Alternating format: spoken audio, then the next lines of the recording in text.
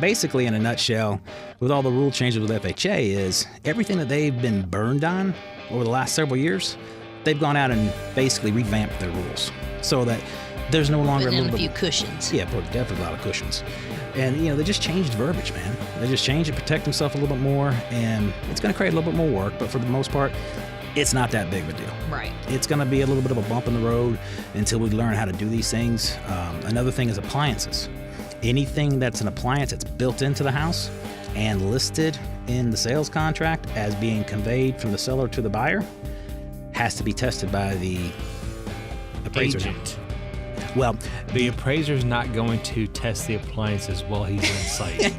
That's a very good point.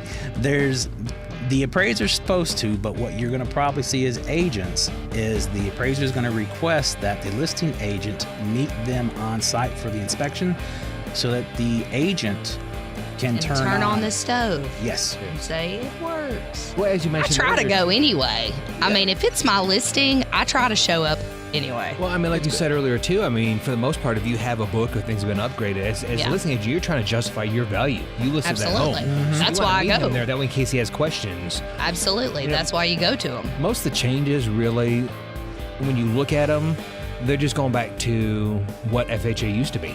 True. The government's backing a loan for you.